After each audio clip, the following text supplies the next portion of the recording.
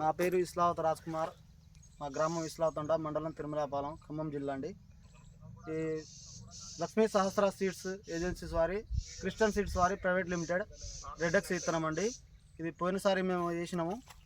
అయితే పంట వచ్చేసి బాగానే ఉన్నది, రోగాలకు తట్టుకుని ఉంటుంది, నల్లికి తట్టుకున్నది, గుబ్బ కానీ ఇంకా ఇతర రోగాలు కానీ రావట్లేదు.